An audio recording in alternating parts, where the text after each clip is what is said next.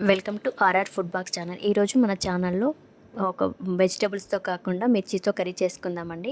మన ఇంట్లో కూరగాయలు లేనప్పుడు ఇలా ట్రై చేయండి, చాలా బాగుంటుంది. దానికోసం ముందుగా కడాయి పెట్టి కడాయిలో ఒక 4 టేబుల్ స్పూన్ల పల్లీలు వేసి పల్లీలు కాస్త వేగాక అందులోనే 1 టేబుల్ స్పూన్ నువ్వులు, 2 ఇలాచి, 2 లవంగం, 1 చెక్క వేసుకొని చక్కగా వేపుకొని పక్కన పెట్టుకోండి. ఇప్పుడు అదే కడాయిలో కొద్దిగా ఆయిల్ వేసి పచ్చిమిర్చిని ఫ్రెష్గా కడిగి మధ్యలో సన్న ఘాటు పెట్టేసి ఆయిల్లో వేసుకొని కొద్దిగా సాల్ట్ వేసి వేపుకోవాలండి. ఇలా చేయడం వల్ల ఏంటంటే పచ్చిమిర్చి అనేది స్పైసీ అనేది ఉండదండి. అందుకోసమనే ఆయిల్లో కొద్దిగా వేపుకుంటే బాగుంటుందండి. చూడండి, పచ్చిమిర్చి చక్కగా ఫ్రై చేసుకోవాలి. పచ్చిమిర్చి ఫ్రై అయినాక ఇప్పుడు మనం ముందుగా మిక్సీ జార్లో పల్లీలు, నువ్వులు వేసేసుకొని అందులోనే కొద్దిగా కొబ్బరి వేసి కొద్దిగా వాటర్ వేసి మెత్తగా పేస్ట్ చేసుకొని పక్కన పెట్టుకోవాలండి. ఈ మెత్త పేస్ట్ చేసుకొని పక్కన పెట్టుకున్నాక ఒక ఉల్లిపాయ, 2 టమాటాలు తీసుకొని కట్ చేసి పెట్టుకోవాలి. ఇప్పుడు అదే కడాయిలో మరొక 2 టేబుల్ స్పూన్ల ఆయిల్ వేసి అందులో రాతి పువ్వు, ఒక బిర్యానీ ఆకు వేసుకోవాలి. ఇవి వేయడం వల్ల ఏంటంటే కర్రీకి కొంచెం మంచి నాన్ వెజ్ ఫ్లేవర్ వస్తుందని అందుకని అవి వేసాను. అవి కొంచెం వేగాక జీలకర్ర వేసుకొని ఉల్లిపాయలు కూడా వేసుకోవాలండి. ఉల్లిపాయలు కొంచెం వేగాక మెంతాకు వేసుకోవాలి. మెంతాకు కాస్త ఫ్రై అయిపోయాక ఇందులో అల్లం వెల్లుల్లి పేస్ట్ కూడా వేసుకోవాలి. ఇవన్నీ చక్కగా బాగా కలుపుకోవాలండి.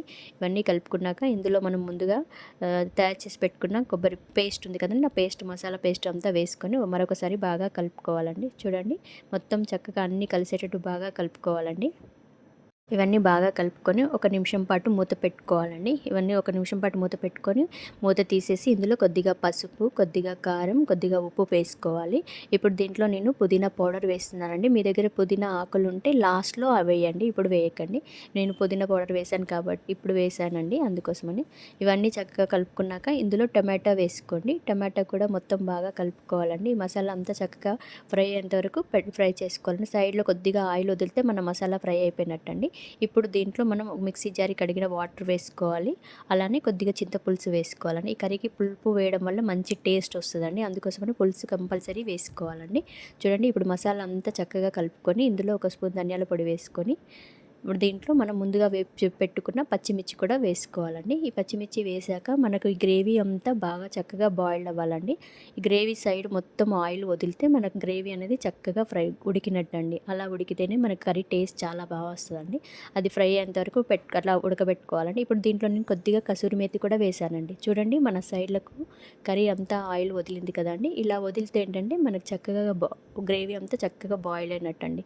ఇలా అయ్యేంత వరకు చక్కగా లో ఫ్లేమ్లో ఉడకబెట్టేస్తే ఏంటంటే ఆయిల్ చక్కగా నిదానంగా వదులుతుందండి.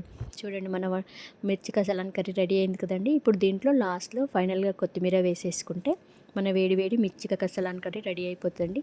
దీన్ని డిష్ అవుట్ చేసుకొని రైతాతో, చపాతీతో కానీ, రోటీతో కానీ, రైస్తో కానీ, పూరితో కానీ ఎలా తిన్నా చాలా బాగుంటుందండి.